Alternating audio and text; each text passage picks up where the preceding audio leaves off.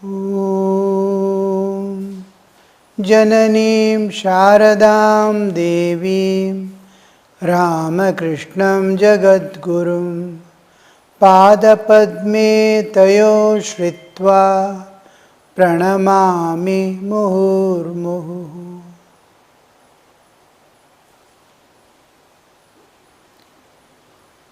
We heard Sri Ramakrishna singing the song, and with great anguish of the heart, his eyes were filled with tears. He tells to Brahmo devotees, whether you accept Radha and Krishna or not, please do accept their attraction for each other. Krishna represents the Paramatman and Radha represents the sum total of all jivas, collectively demonstrating individually. Always when the Radha's common word Radha, the moment you hear the word Radha along with Krishna, you must immediately remember she is by birth Videhi. She never had the awareness of body. We, with great austerities and spiritual practices, we transcend the body awareness. But by birth, a few people like Shuka, they will not have the body awareness at all. They come down with spiritual awareness. So Radha was one among all the gopis who never had by birth the awareness of body. She is Videhi, without a body. Videhi. Second thing you must remember regarding Radha is she is sum total of all jivas. Whenever you see Radha, it is all jivas exhibiting as individual. How to love God? Because she is Videhi, the moment you become Videha, you see yourself in all jivas. By birth she is identified with all the jivas. That's why such an attraction for God.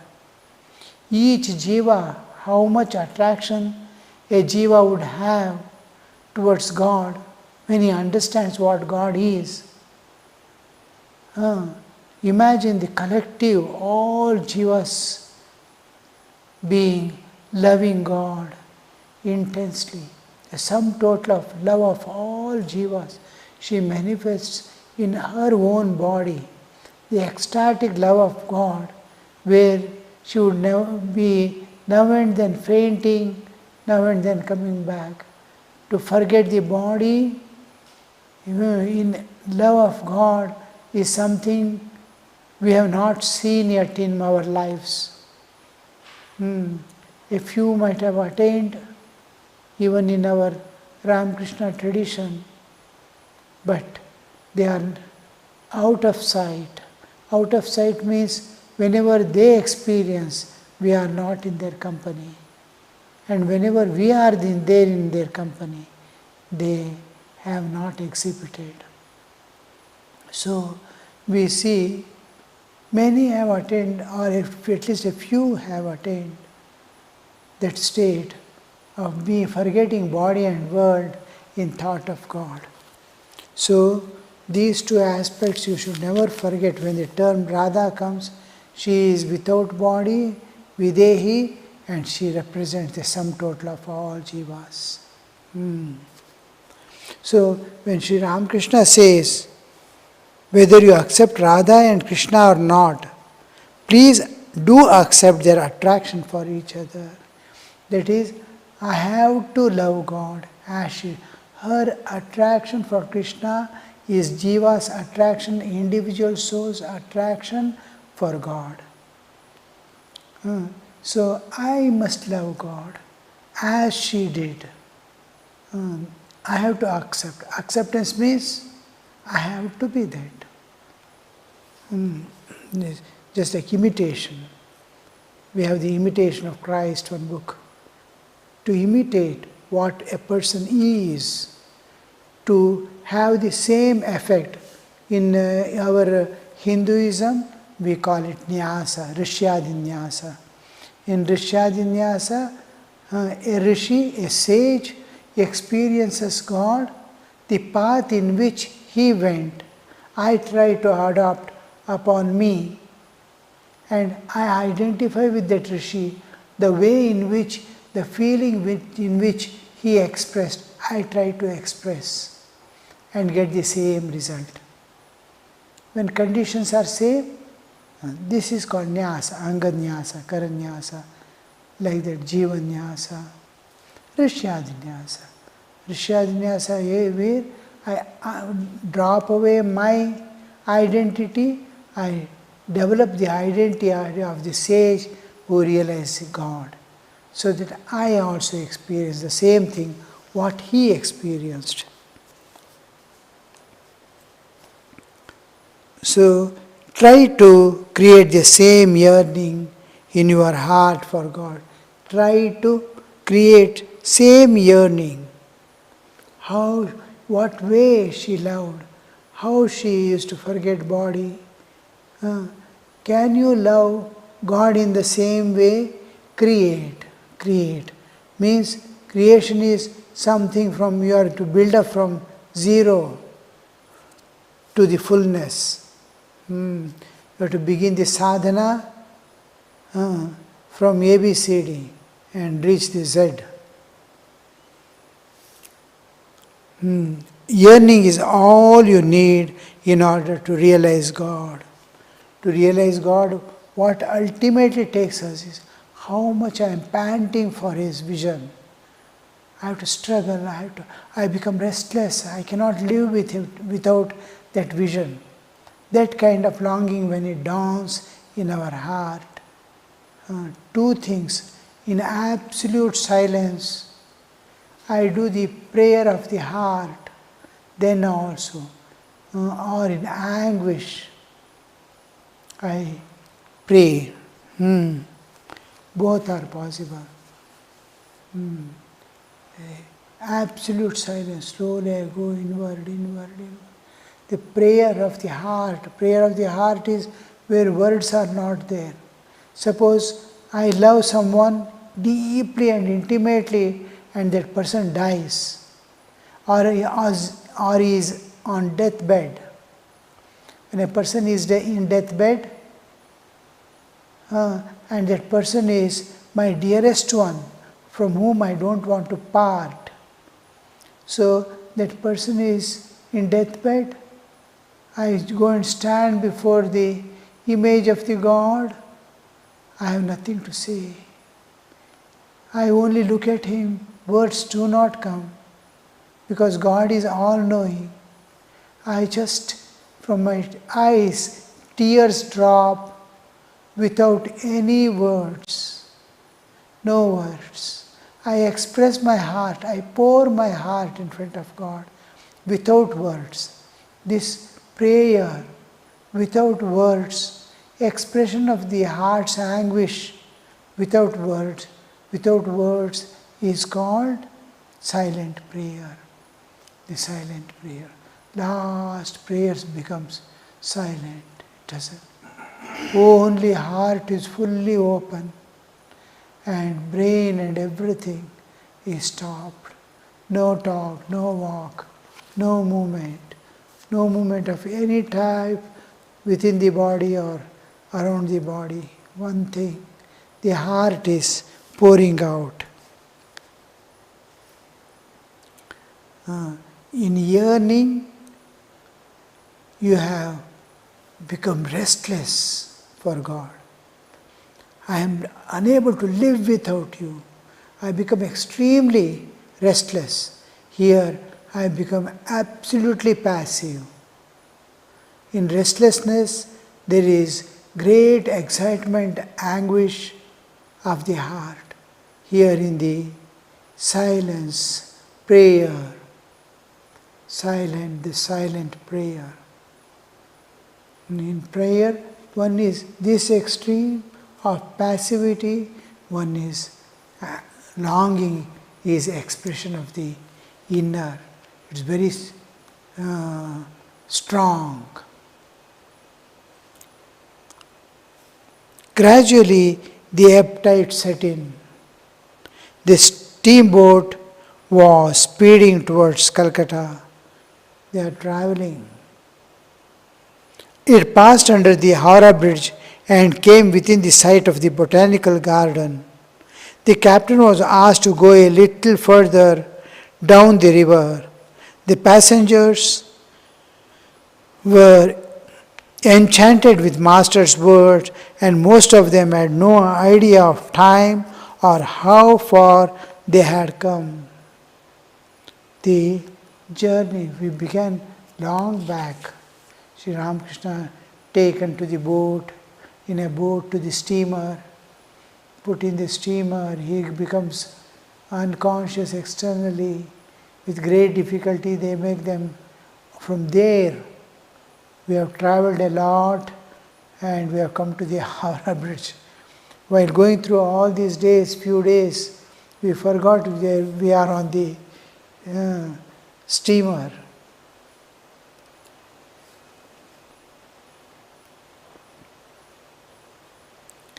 See, passengers were enchanted with the Master's words, and most of them had no idea of time or how far they had come. Got immersed in the thought. What Sri Ramakrishna?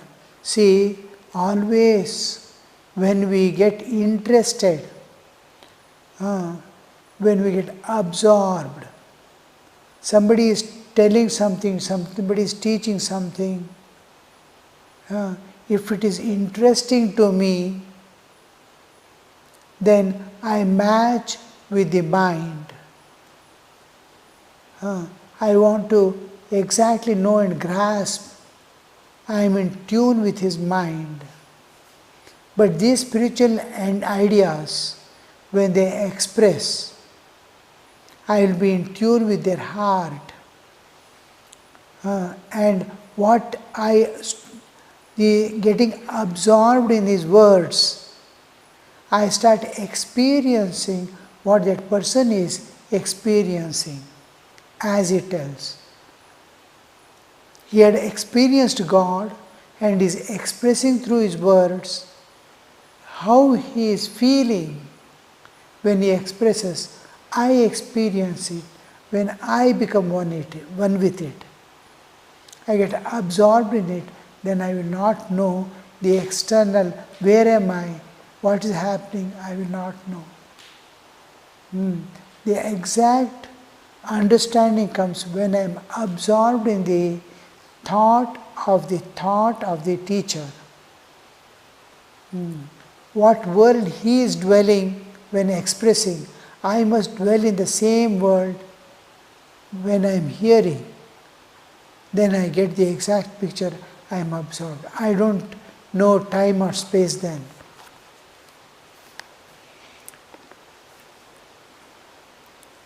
Passengers were enchanted with the Master's words. Most of them had no idea of idea of time or how far they had come. Keshab began to serve some puffed rice and grated coconut. The guests had held these in the folds of their wearing clothes and presently started to eat. Everyone was joyful. The Master noticed, however, the Keshab and Vijay rather shrank from each other, and he was anxious to reconcile them. In places, village places and all, in houses, when we travel, in some of the houses even noon food, they will put in the hand, kaitutu. I have seen during my childhood days, one mother used to mix and put in the children will hold and eat directly. And here in Bengal, they hold the puffed rice. they will hold like this and go on eating. Keshab is, now we have so many things. In those days, cloth bags only, plastics and all were not there. Tin boxes or carry bag, all carry bags are cloth, made of cloth. So cloth, this that will be expensive and carrying is very difficult. In those days, not so many factories, machineries and all handloom to make cloth is. So wearing cloth, they will use even paper factories, even in later 1900s, early end of the 18th century, we will see the paper availability is very little, very few. In India, only in my childhood days, there were only 2 paper factories. It was difficult for us to get paper, to write and all. We used to use writing slate, black stone slate, on which we will write with a chalk.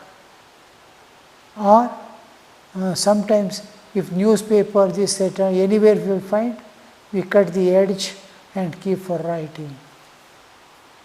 Now we use freely paper, which was not available in those days. And now of late, even paper use has reduced, computer. Anything I can do, store, talk, transfer knowledge through, without paper and pen.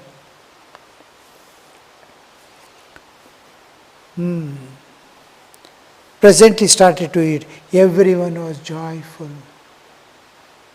You can imagine this joy is a different type of joy.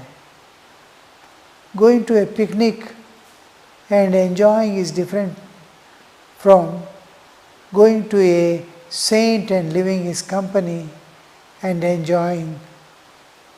All the time they were thinking of a higher level of thinking from the common human awarenesses.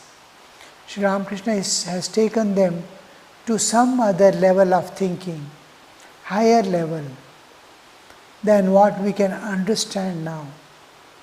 Now and then he will enter into ecstatic state and reveal what would be, what could that be. So from there, when they come to the normal consciousness, that lingering joy of higher level of thinking is there. When I go for a picnic, enjoy, it is from the lower level of physical existence I am coming to joyful state. There it's from higher level I am descending to a joyful state, where there is expression and feelings. A lot of difference. Whenever you go for a pilgrimage to a new place, or usually any pilgrimage or going to temple, there you will enjoy, suppose Kailas Mansarovar or Himalayas here, there, you enjoy from a higher level, you are bringing, as if you are peeping out from a submarine or a boat and looking at the infinite horizon.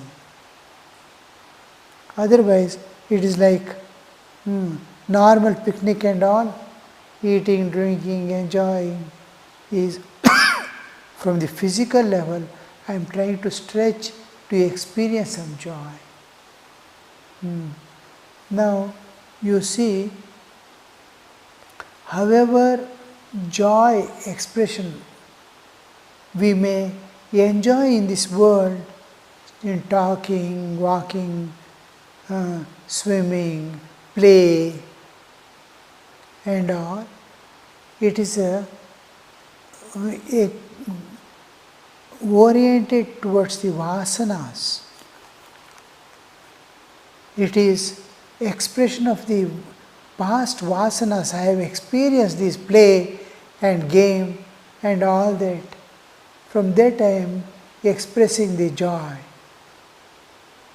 But when I feel joy in looking at a nature, it is slightly higher than eating, drinking and enjoying.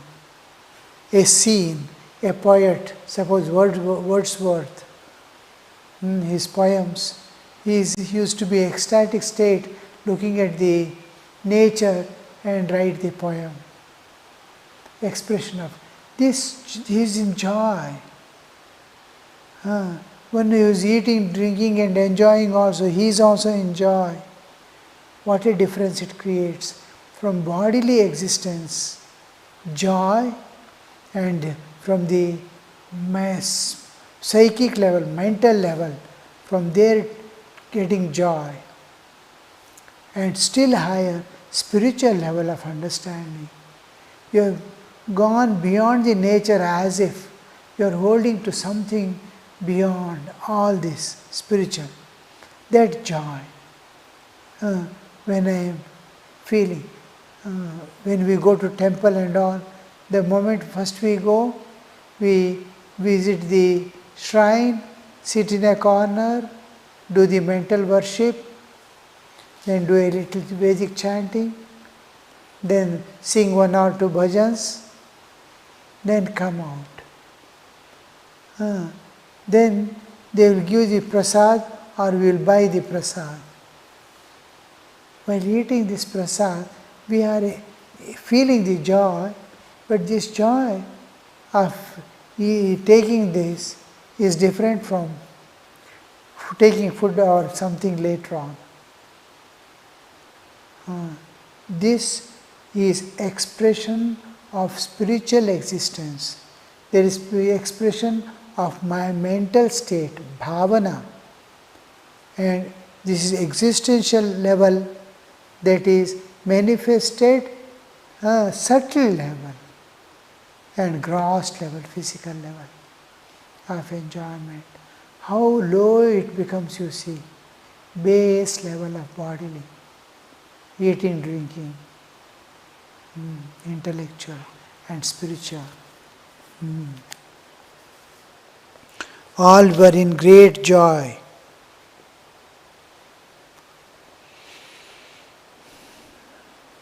Keshab began to serve. Everyone was joyful. The master, however, noticed that Keshab and Vijay rather shrank from each other and he was anxious to reconcile them. They were together earlier.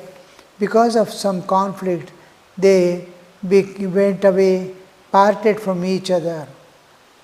They had one ideal, but the principles split and they had to part from each other.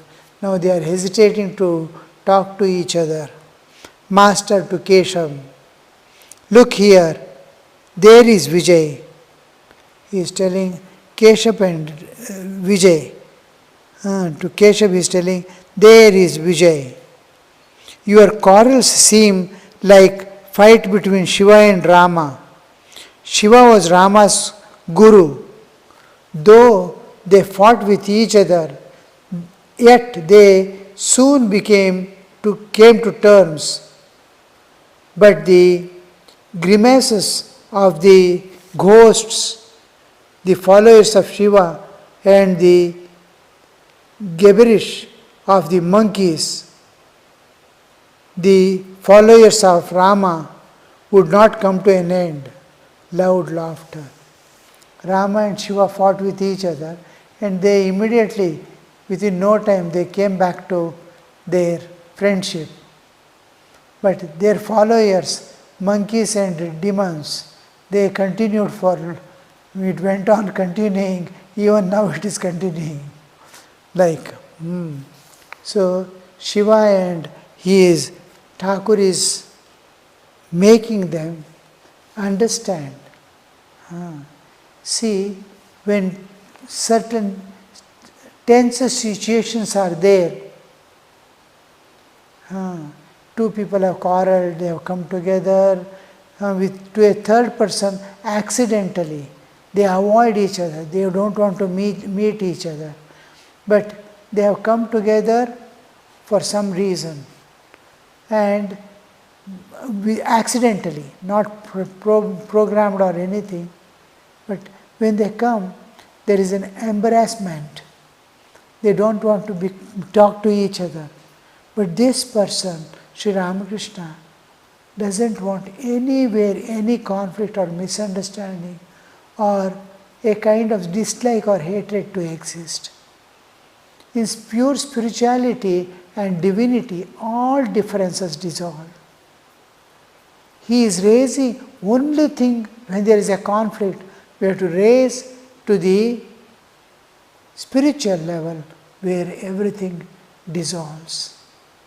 Now Sri Ramakrishna is trying.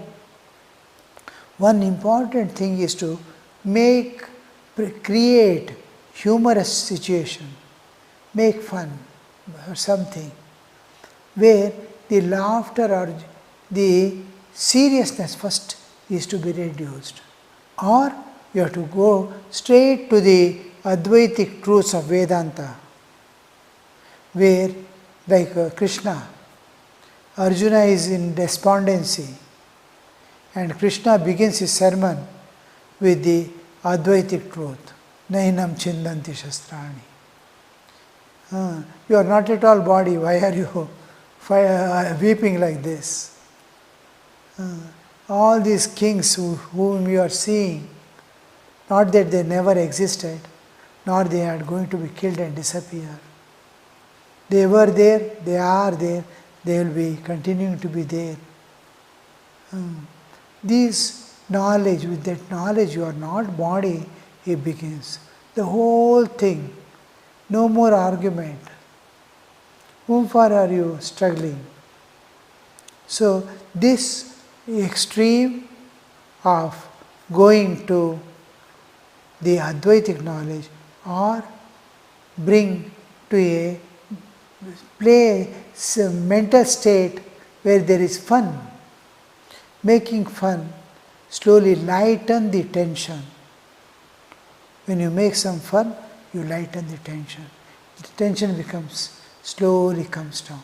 Then you can give, if there is a tension in the mind, stress in the body, you can't give proper instructions.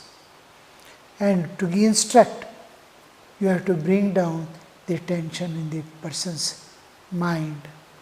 So when all this subside, then only you will see that you can give instruction, you can give knowledge, you can transform people. Otherwise, there is resistance, inner resistance will be there. When the situation becomes light, then Sri Ramakrishna is making a funny story to telling Shiva's and Rama's fight. Such quarrels take place even among one's own kith and kin.